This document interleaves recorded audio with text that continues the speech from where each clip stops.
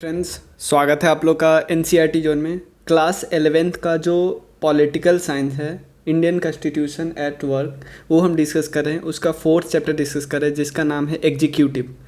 तो सबसे पहले चैप्टर डिस्कस करने से पहले हम थोड़ा बेसिक जानते हैं। सबसे पहले हमारा देश जो डेमोक्रेटिक कंट्री है, ये आपको पता है, डेमोक्रेटिक कंट्री में रूल जो होता है पीपल का रूल होता है।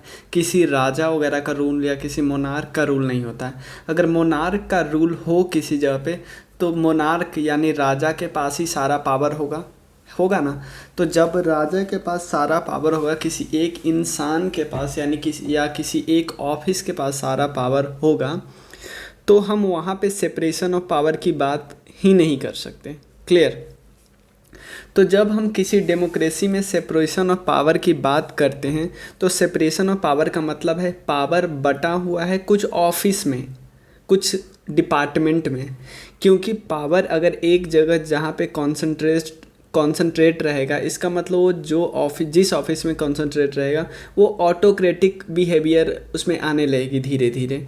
तो इसीलिए पावर को डिवाइड किया जा रहा है। क्योंकि पावर अगर डिवाइड रहेगा ना, तो एक ऑफिस अगर जैसे मान लो 3 ऑफिस है, एग्जाम्पल सिंपल लेते हैं, 3 ऑफिस यार सिंपल बोल देते हैं। एक लेजिस्लेचर है, एक एग्जीक्यूटिव है, एक जुडिशरी है। 3 है ना, 1 2 3। अगर एक अपने दायरे से आगे बढ़ने का ट्राई करेगा, बी और सेकंड और थर्ड रोकने आएगा, थर्ड ऐसे ही अपने दायरे से बाहर जाने का काम करेगा, तो 1 और 2 रोकेगा। तो इसी तरह सेपरेशन ऑफ पावर में क्या होगा, एक दूसरे पे चेक और बैलेंस लगा के रखते हैं कि एक दूसरे के पावर को भी कंट्रोल करके रखते हैं और ऑटोक्रेट भी नहीं बनने देते किसी एक डिपार्टमेंट को। तो सेपरेशन ऑफ पावर, इंडिया में सेपरेशन ऑफ पावर का क्या मतलब है? सेपरेशन ऑफ पावर का मतलब है इंडियन गवर्नमेंट जो है, जो हमारी डेमोक्रेटिक कंट्री है, तो वहाँ पे जो हमारी गवर्नमेंट है वो 3 पार्ट में मेनली डिवाइड है। 3 पार्ट में मतलब हम 3 ऑफिस बोल सकते हैं इसको। पहला है एग्जीक्यूटिव, दूसरा है लेजिस्लेचर, थर्ड है जुडिशरी। पहला है क्या है, लेजिस्लेचर, सेकेंड है एग्जीक्यूटिव और थर्ड है जुडिशरी। देखो, पहले का काम होता है जो लेजिस्लेचर का काम होता है, लेजिस्लेचर का काम होता है कानून बनाना या जो बने हुए कानून में अमेंडमेंट करना या नए प्रावधान लाना, नए प्रोविज़न लाना बने हुए कानून में, या नया कानून बनाना। क्लियर? तो लेजिस्लेचर का काम हो गया कानून को बनाना। तो अब एग्जीक्यूटिव का क्या काम होगा, इस जो कानून इसके द्वारा बनाया कानून है, ध्यान देना, एग्जीक्यूटिव का काम होता है बनाया कानून या कोई डिसीजन जो बनाए इनके द्वारा है उसको एग्जीक्यूट करना, या हम बोल सकते हैं इसको इम्प्लीमेंट करना। तो किसका काम होता है? एग्जीक्यूटिव का काम होता है। तो एग्जीक्यूटिव, आपको लगता है यार ऊपर एक एग्जीक्यूटिव होगा, प्रेसिडेंट होंगे, जैसे मान लो प्रेसिडेंट एग्जीक्यूटिव, तो प्रेसिडेंट ही सारा काम करे। नहीं भाई, इनके अंदर भी बहुत कुछ होता है, अलग अलग लेवल पे होता है। जैसे ऊपर हम प्रेसिडेंट मान लिए, नीचे फिर गवर्नर आ गए, फिर नीचे ब्यूरोक्रेट्स आ गए। तो सब अपने अपने लेवल पे काम करते, और भी बहुत ऑफिस होती है। तो एग्जीक्यूटिव का काम समझ गए ना, पावर टू पुट, कानून जो इनके द्वारा बनाया गया है उनको एक्शन में ला दो, यानी जो कानून बनाया गया है, बनाया कानून है, उनको इम्प्लीमेंट करने का काम है। तो फिर जुडिशरी का क्या काम है? जुडिशरी देखेगा कि क्या इसके द्वारा बनाया गया कानून या इसके द्वारा लिया गया एक्शन क्या हमारे संविधान के किसी आर्टिकल को वायलेट करता है। जैसे मान लो इसने कोई कानून ऐसा बनाया जो हमारे फंडामेंटल राइट को वायलेट कर रहा है, और इसने जो कानून बनाया, अभी इम्प्लीमेंट जो करने जा रहा है एग्जीक्यूटिव, इम्प्लीमेंटेशन के दौरान ये अनटचेबिलिटी प्रैक्टिस कर रहा है, तो जुडिशरी बीच में नहीं आएगा ना। तो यानी आप देख रहे हो कि जुडिशरी भी बीच में आ रहा है, और जुडिशरी यहाँ भी बीच में आ रहा है, जुडिशरी यहाँ भी बीच में आ रहा है। तो जुडिशरी चेक्स एंड बैलेंस लगाएगा एग्जीक्यूटिव और लेजिस्लेचर के काम में। तो आपको लगता है यार तीनों बहुत सेपरेट है कि पार्लियामेंट इसको, लेजिस्लेचर को एग्जीक्यूटिव से कुछ लेना देना नहीं होगा। भाई किसी देश में ऐसा है, लेकिन हमारे देश में ऐसा नहीं है। हमारे देश में ध्यान देना, हमारे देश में जो एग्जीक्यूटिव है ना और लेजिस्लेचर दोनों इंटरडिपेंडेंट है, मतलब एक दूसरे पे डिपेंडेंट है। जो अब क्वेश्चन होता है कि लेजिस्लेचर कहाँ से आते हैं, एग्जीक्यूटिव कहाँ से आते हैं और जुडिशरी कहाँ से आते हैं। जुडिशरी तो आपको पता है जो सुप्रीम कोर्ट या हाई कोर्ट वगैरह होती है, और उनका वो स्टार्टिंग में क्या होता है कि उनका मतलब स्टार्टिंग में जो लोअर लेवल पे आते हैं उनका एग्ज़ाम होता है, उनके बाद उनका नियुक्ति होता रहता है ऊपर ऊपर ऊपर लेवल पे, एक्सपीरियंस के आधार पे नियुक्ति होता रहता है। नियुक्ति कौन करता है? एग्जीक्यूटिव करता है। तो आप देख रहे हो इनके अपॉइंटमेंट में भी थोड़ा बहुत एग्जीक्यूटिव का, लेकिन ज़्यादातर जुडिशियरी का खुद का रोल होता है, लेकिन थोड़ा बहुत एग्जीक्यूटिव का रोल। लास्ट में प्रेसिडेंट होते हैं, जैसे सुप्रीम कोर्ट के जज को चुनना है तो लास्ट में अपॉइंटमेंट का काम किनका होता है? प्रेसिडेंट का। लेकिन चुनते कौन है? जुडिशियरी खुद। जुडिशियरी खुद लोअर लेवल हाई कोर्ट के से देखते हैं, या जो आपको बताया गया है, जो आप मतलब जो क्वालिफिकेशन है वो क्वालिफिकेशन जो फुलफिल करता है उनको चुनते हैं। तो यहाँ पे एक दूसरे पे आप देख रहे हो चेक्स एंड बैलेंस लगा रहे हैं और एक दूसरे के काम में साथ भी दे रहे हैं। तो लेकिन हमारे यहाँ जो पार्लियामेंट है, जो लेजिस्लेचर है और जो एग्जीक्यूटिव है वो इंटरडिपेंडेंट है। दोनों आते कहाँ से पहले मैं बताता हूँ। हमारे यहाँ जो एमपी का चुनाव होता है, मेंबर ऑफ पार्लियामेंट का चुनाव होता है, तो एमपी जाते हैं लोकसभा में।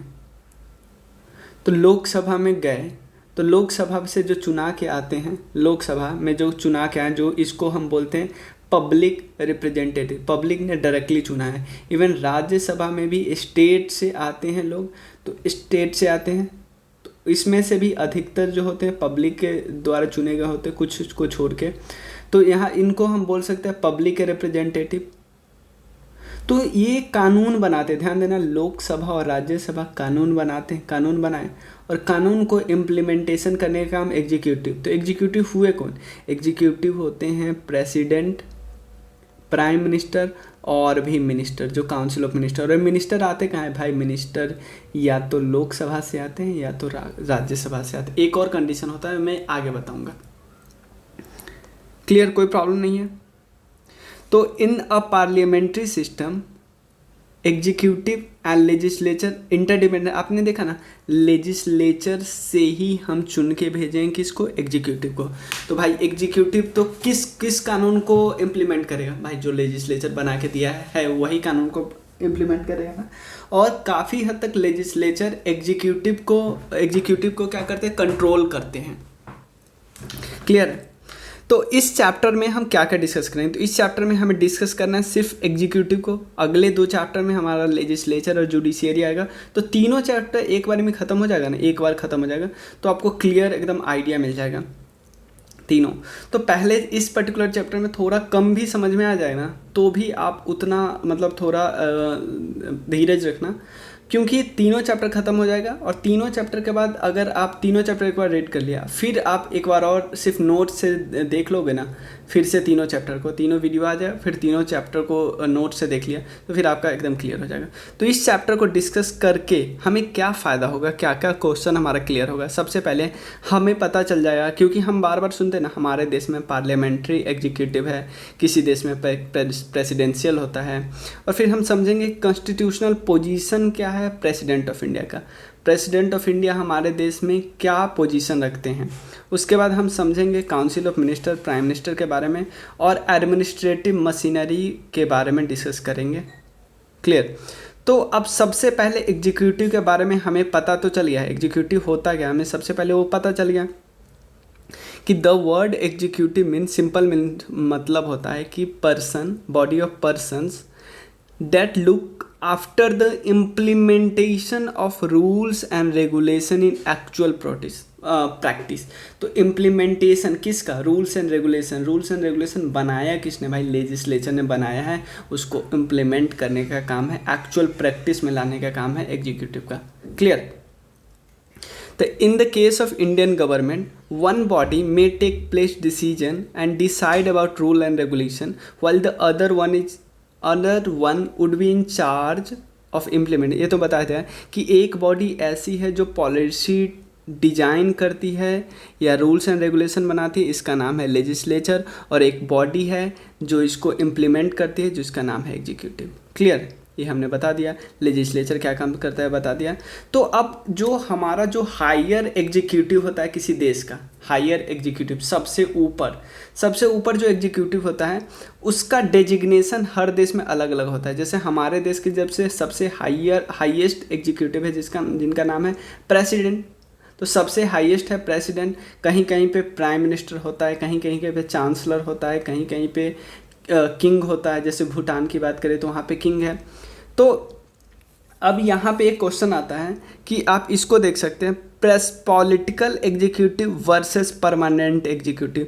पॉलिटिकल एग्जीक्यूटिव वो होते हैं जो चुना के आते हैं, जैसे प्रेसिडेंट, प्राइम मिनिस्टर सब चुना के आए, 5 साल बाद रहेंगे कि नहीं रहेंगे पता नहीं। लेकिन एक होता है परमानेंट एग्जीक्यूटिव, जैसे कोई आईएएस ऑफिसर होता है, आईपीएस ऑफिसर होता है, या स्टेट सर्विस या कोई स्टेट से सिविल सर्विसेज कोई भी ऑफिस होता है। तो ये सब क्या होता है, परमानेंट एग्जीक्यूटिव होता है। इनका काम होता है लोअर लेवल पे अब जो गवर्नमेंट जो कानून बनाया गया है उसको इम्प्लीमेंट करना लोगों के साथ। क्लियर? तो ये होता है परमानेंट, क्योंकि सरकार आएगी और जाएगी, ये लोग रहेंगे ही रहेंगे। क्लियर है? तो सबसे पहले हम देख लेते हैं, हमने एग्जीक्यूटिव का काम देख लिया कि कानून को, रूल्स एंड रेगुलेशन को इम्प्लीमेंट करने का काम है, वो कानून, वो रूल्स एंड रेगुलेशन जो कि लेजिस्लेचर ने बनाया है। क्लियर? तो सबसे पहला है कि डिफरेंट टाइप ऑफ एग्जीक्यूटिव क्या क्या होते हैं, क्या क्या टाइप ऑफ एग्जीक्यूटिव होते हैं, उनको हम डिस्कस करना है, और फिर इन तीनों को हम डिटेल में थोड़ा डिस्कस करेंगे। सबसे पहला है कि system based on the principle of collective leadership और इंडिविजुअल लीडरशिप। देखो यहाँ पे कलेक्टिव लीडरशिप का मतलब होता है, एक होता है प्राइम मिनिस्टर और काउंसिल ऑफ मिनिस्टर के साथ मिलकर काम बनते हैं।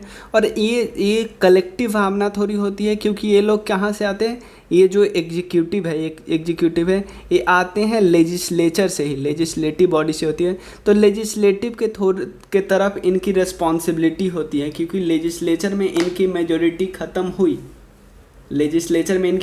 ख़त्म हुई, तो इनको रिजाइन करना पड़ सकता है। मान लो कोई पार्टी होती है, जैसे बीजेपी अभी पार्टी है, तो बीजेपी की पार्टी की मेजोरिटी है मेंबर ऑफ पार्लियामेंट में, तभी तक वहाँ उनके प्राइम मिनिस्टर और काउंसिल ऑफ मिनिस्टर काम कर रहे हैं।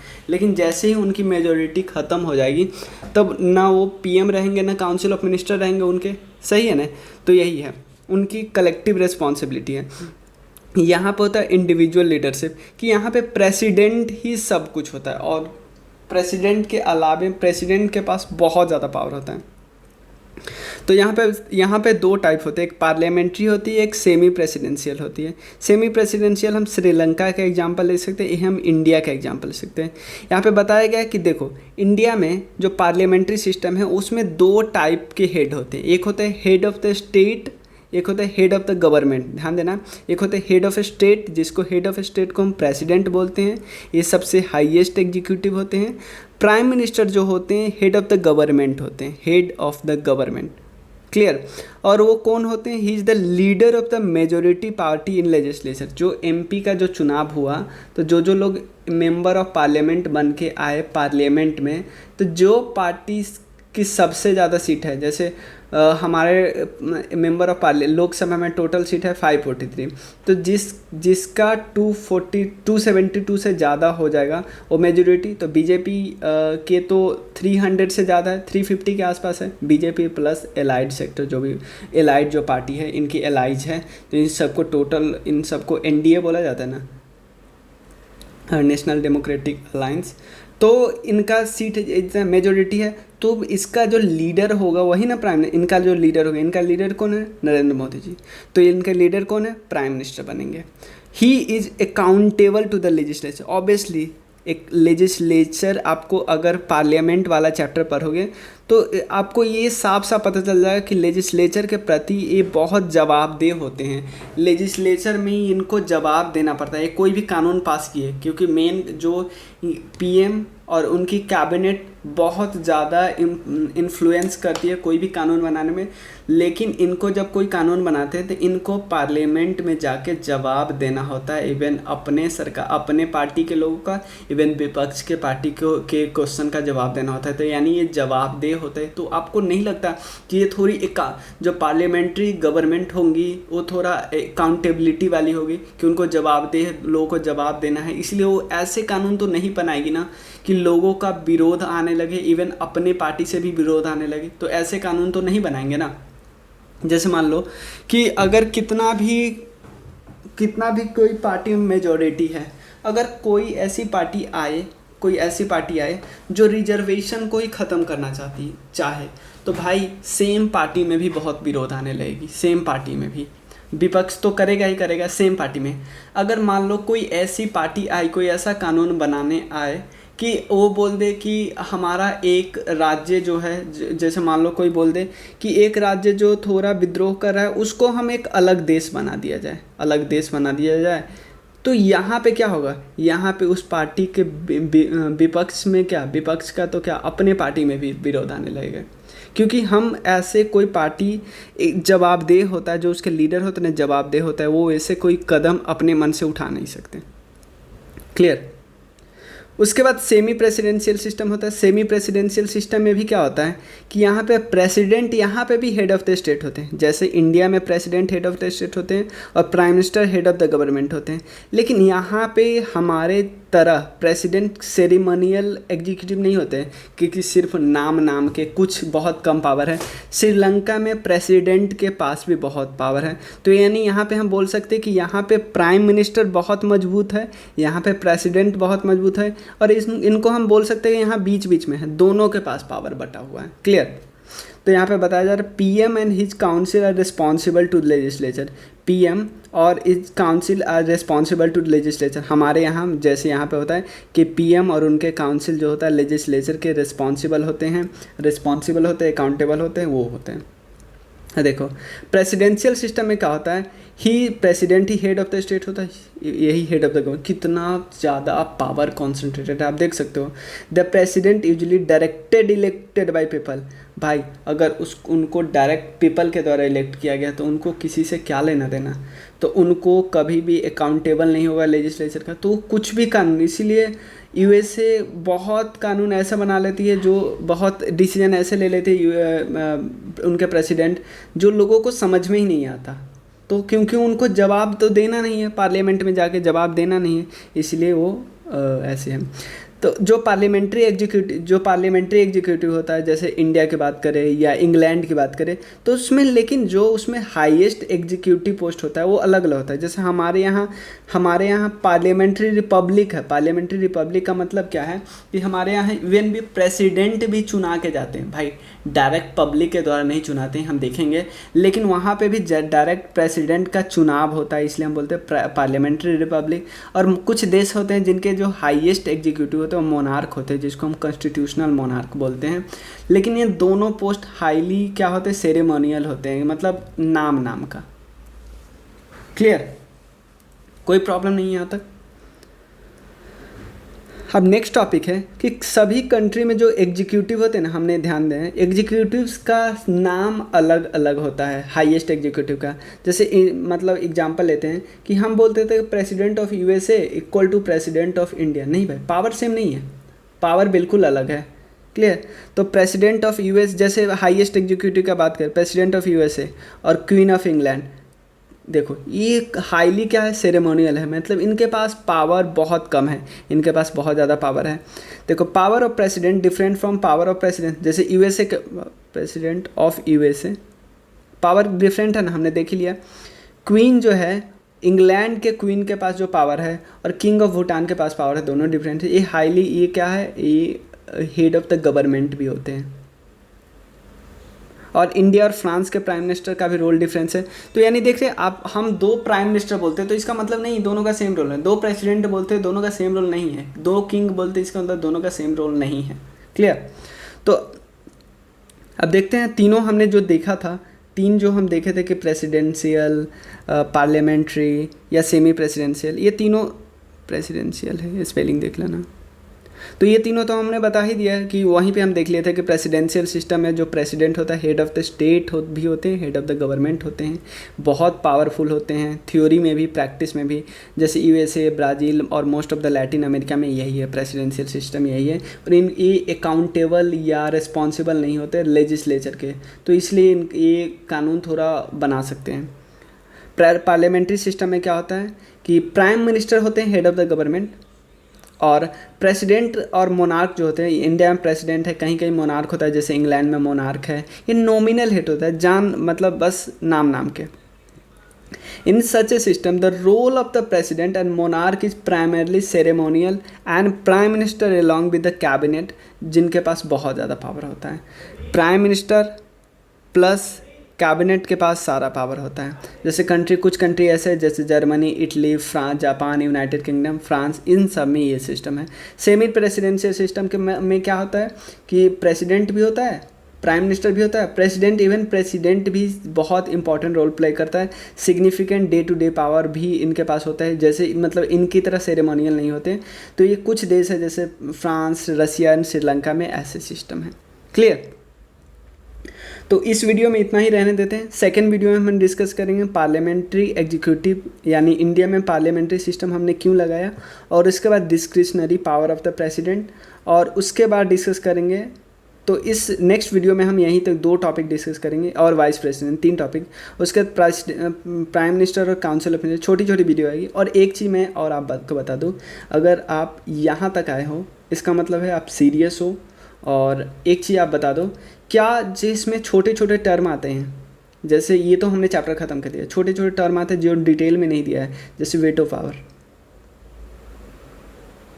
और डिस्क्रिशनरी पावर, वाइस प्रेसिडेंट के बारे में, और 91st कॉन्स्टिट्यूशनल अमेंडमेंट एक्ट।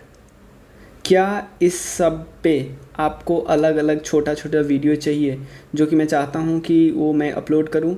मेरा मन है कि जो इम्पॉर्टेंट टॉपिक होते हैं ना, सिर्फ इस चैप्टर के नहीं, जो किसी भी पॉलिटी में किसी भी टॉपिक से जो इम्पॉर्टेंट टॉपिक होते हैं, जो एक एक टॉपिक एक एक वीडियो में, जो कि एग्ज़ाम पॉइंट ऑफ व्यू से इम्पॉर्टेंट हो, चाहे कंपटीशन के एग्ज़ाम, चाहे 12th 11th के एग्ज़ाम में, तो ये सब वीडियो अपलोड करूँ मैं।